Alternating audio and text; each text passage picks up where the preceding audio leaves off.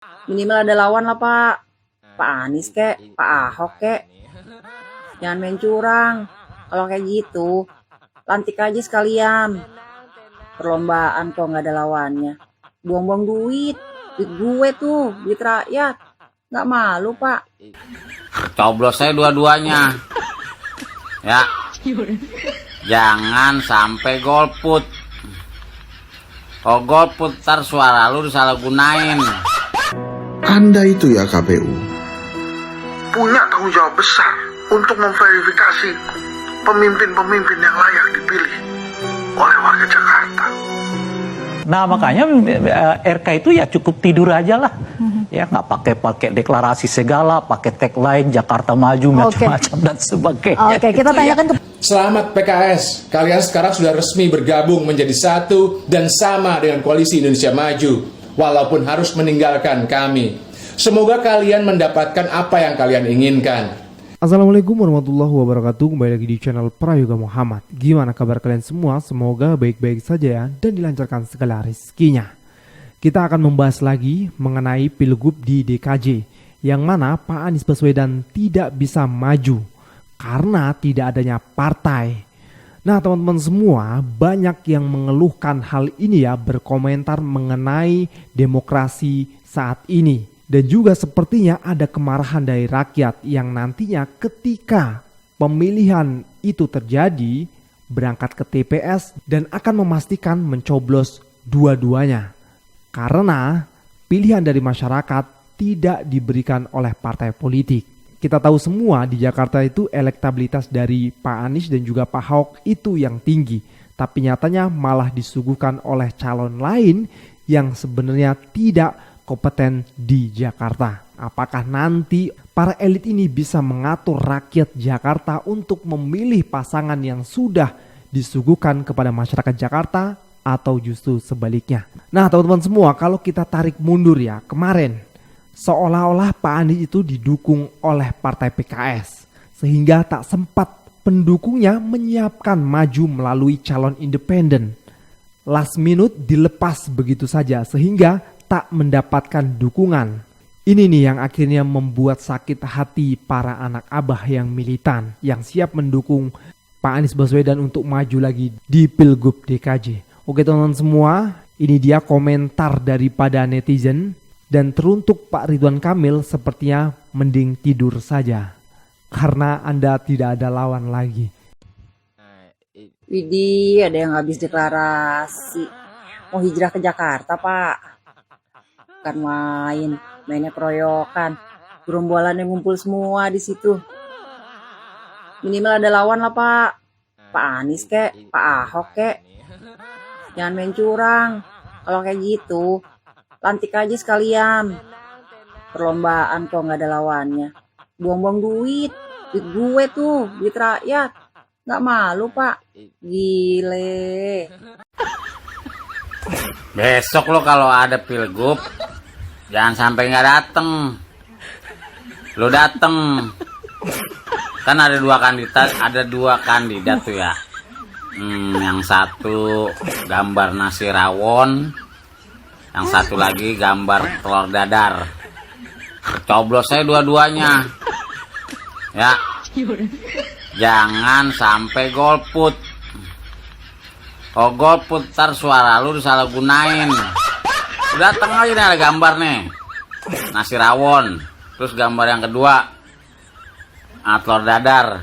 Lu tusuk aja tuh dua-duanya, ya enggak? Biar suara kita nggak kepake. Ya itu aja saran gua. Dharma Pongrengun lolos sebagai calon independen. Habis itu wah rame. Wah saya dicatut itu KTP-nya. Wah saya nggak dukung. Wah Dharma itu siapa? Wah ini pasti skenario penguasa ini supaya memunculkan calon boneka. Wah itu. Ini kejar-kejar Dharma Pongrengunnya. Saya sih nggak ngebelain Dharma juga ya. Karena menurut saya untuk kualitas dia oke lah. Nonton YouTube-nya saya deh. Kalau untuk tidak dikenal, emangnya orang harus dikenal semuanya kan enggak? Ya emang butuh waktu juga buat Dharma untuk mengenalkan diri, dan dia mesti membuktikan memang dia berkualitas gitu. Lantas gimana tuduh-tuduhan yang lain? Rezim, wah ini pasti calon bonekanya rezim, ya pasti nggak ngaku lah. Gimana caranya mereka mau ngaku? Wah, ini pasti skenario untuk memunculkan lawan boneka. Dharma mestinya marah dituduh lawan boneka. Jangan diam aja. Semua kekisruhan ini gara-gara KPU dia nggak becus ini. Verifikasi yang bener dong. Kan gampang aja ya kali anaknya Anies Baswedan mendukung Dharma. Dukung bapaknya lah pasti. Belum lagi warga-warga yang lain. Jadi menurut saya KPU Jakarta verifikasi ulang aja. Wah, waktunya nggak cukup nih. Kan sebentar lagi mau pendaftaran. Dia salah lu. Makanya kerja yang benar. Supaya apa? Nah, ini bos. Anda itu ya KPU punya tanggung jawab besar untuk memverifikasi pemimpin-pemimpin yang layak dipilih oleh warga Jakarta. Tapi ya, Dharmanya sih emang saya kenal, tapi wakilnya pun nggak kenal saya. Jadi ya, verifikasi ulang aja, wahai KPU. Ya, Yang ancaman bagi RK itu kan Anies, Ahok, dan kotak kosong. Gitu. Karena itu ancaman bagi dirinya gitu. Oleh karena itu dihindari. Anies dibuat nggak bisa pakai tiket kan. PDI Perjuangan dibiarkan karena nggak punya golden ticket, ya nggak bisa mencalonkan kadernya juga, dalam hal ini Ahok gitu. Tapi jangan juga dikasih kotak kosong, sebab nanti orang rame-rame ke kotak kosong gitu. Sebagai bentuk perlawanan. Sebagai bentuk perlawanan gitu. Nah, 3 itu yang ditakutkan oleh Emil. Tapi calon independen tidak mungkin menjadi bentuk perlawanan. Itulah pemecahnya gitu. Karena kebetulan kan calon independennya itu seperti disebutkan itu belum masuk radar survei. Dalam 3 bulan ke depan apa yang akan dilakukan? Gitu. Kalau sekiranya calon independennya Ahok misalnya gitu ya, atau Anies, lain lagi cerita itu. Bisa saja bersaing gitu. Nah, yang disebut mungkin apa namanya itu ya, tadi apa istilahnya, kaleng-kaleng atau apa tadi? Bukan kaleng-kaleng. Bukan. Ya dalam konteks kapasitas sih memang bukan kaleng-kaleng, tapi dalam konteks elektoral ya masih jauh di bawah. Bahkan masuk dalam 1% pun kelihatan belum ya. Kecuali setelah sekarang ini misalnya namanya mencuat, ya mungkin naik dan seterusnya. Itu bisa saja terjadi gitu. Nah, oleh karena itu saya sih sebetulnya lebih melihat pada RK-nya gitu. Kenapa gitu? Kok RK mau caranya kayak gini gitu maksud saya. Sebab dengan memborong semua partai, hanya menyisakan PDI Perjuangan dan lawan independen yang sejauh ini kita belum tahu berapa elektabilitasnya. Dia sih tidur aja udah selesai nih gitu loh. Oke. Dan Bang Ray ini kan pakai kampanye, ini kan ada 12 parpol ya yang berada dalam berada dalam Kim Plus Plus ini, dan bahkan Ibu Mega mengatakan PDIP ini ditinggal sendirian di jadi Kim Plus ini itu meraup berarti 85% kursi DPRD. Jadi yang disisakan itu cuma 15 partai yang dimiliki oleh PDI Perjuangan. Jadi mereka bawa 10, berapa lah kira-kira ya, mungkin setengah dari 85 itu udah menang tuh RK. Karena persyaratannya kan 50 plus 1 kan, gitu. Nah makanya RK itu ya cukup tidur aja lah. Ya nggak pakai deklarasi segala, pakai tagline Jakarta Maju macam-macam dan sebagainya. Oke, kita tanyakan ke Ya bener banget ya, Pak Ridwan Kamil disuruh tidur aja gitu. Soalnya semua partai sudah diborong kan, ngapain lagi mau bikin acara, mau menunjukkan agenda-agendanya apa aja, program-programnya apa aja gitu. Nah makanya itu para konten kreator juga menyerukan ya, ini perlawanan dari rakyat kepada elit politik ya, yang dimana sesuatu yang tidak diinginkan rakyat malah justru disuguhkan. Kan bingung akhirnya rakyat mau memilih siapa. Akhirnya rakyat berkomitmen untuk memilih dua-duanya saja gitu kan. Wah ini bentuk perlawanan ini kalau jika nanti akhirnya rakyat memilih dua-duanya. Dan juga teman-teman semua, kemarin ya ada kata-kata dari Pak Ridwan Kamil yang mengatakan bahwasanya Gubernur Jakarta itu harus sefrekuensi dengan Presiden RI. Nah ini menjadi pertanyaan juga nih. Bukannya seorang gubernur itu harus menunjukkan gitu ya kepeduliannya kepada rakyat dengan mendengarkan aspirasi dari rakyat. Lah jika rakyat bertolak belakang dengan Presiden RI, siapa yang akan dipilih? Sementara beliau berstatement gubernur harus sesuai dengan Presiden RI. Kan repot lagi nih. tujuannya itu kan untuk rakyat, kembali lagi ke rakyat kan. Ya begitulah teman-teman semua. Dan coba kita dengarkan nih ya dari orang PKS ya, yang dimana kita semua juga udah jengkel banget nih sama PKS ya. Aduh kacau dah, kita lihat videonya. Kami PKS ingin sekali sebenarnya mengusung Anies Baswedan sebagai calon gubernur DKI, dan bukti keseriusan kami cuma satu-satunya partai yang telah mengeluarkan SK rekomendasi resmi untuk mengusung Anies Baswedan. Tapi kalau PKS hanya sendiri, ini belum memenuhi syarat undang-undang untuk mengusung calon gubernur. Nah, kami sebagai politisi edukator, biar kita semakin dewasa dalam berpolitik dan tidak menyalahkan satu sama lain, kita lebih baik mencari solusinya dan melihat apa masalah sebenarnya. Nah, masalah yang pertama, PKS walaupun partai pemenang di DKI, PKS hanya punya 18 kursi, sedangkan syarat minimal untuk mengusung calon gubernur sendiri yaitu 22 kursi, jadi masih kurang 4 kursi. Dan masalah yang kedua, partai yang punya kewenangan untuk mengusung calon gubernur semuanya sudah di pihak koalisi sebelah, yaitu pihak Kim. Jadi misalnya kalau kita tetap mau mengusung Anies, PKS harus berkoalisi sama PDIP, karena PDIP satu-satunya partai yang tersisa. Nah, masalah yang terakhir, PDIP ini masih memaksakan kadernya yang harus jadi calon, sedangkan di dalam etika politik,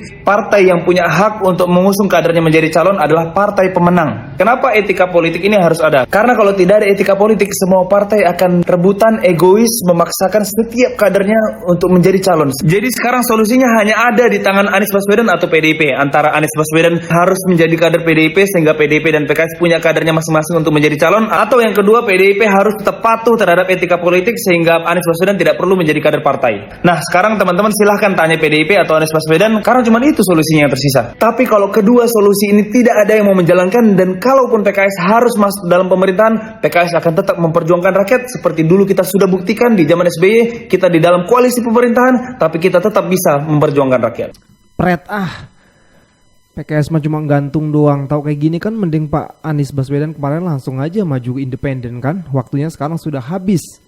Dan lagian juga PKS yang mendeklarasikan pertama gitu ya, mengatakan ingin gabung dengan Kim sebelum PKB, malah justru PKB terakhir tuh. Kenapa nggak PKS dengan PKB ngobrol gitu untuk mendukung Pak Anies? Hahaha. Ini kan influencer guys. Ya dia pengen membangun namanya biar baik aja lah. Biar para pendukung PKS tetap mendukung nanti di tahun 2029. Kita lanjut lagi. Tuh kelakuan PKS. Giliran deklarasiin Pak Anies sendirian dewekan di partainya sendiri. Giliran Ridwan Kamil bareng-bareng. Emang PKS mau jegal Pak Anies nih supaya nggak bisa nyalonin independen, ya kan? Kacau lo PKS lo lama-lama lo. Dengan mengucap innalillahi wa inna ilaihi rojiun, gue memulai konten ini. Gue nggak akan minta maaf kalau di sepanjang konten ini gue hanya akan mengomentari PKS aja. Karena kalau PKB atau Nasdem itu sudah biasa. Karena mereka memang bukan oposisi. Mereka tidak bisa jauh dari kekuasaan. Dan memang hidupnya dari kue yang dibagikan oleh kekuasaan. Tapi untuk PKS, walaupun gue bukan kader atau akar rumput kalian, tapi gue simpatik dengan kalian.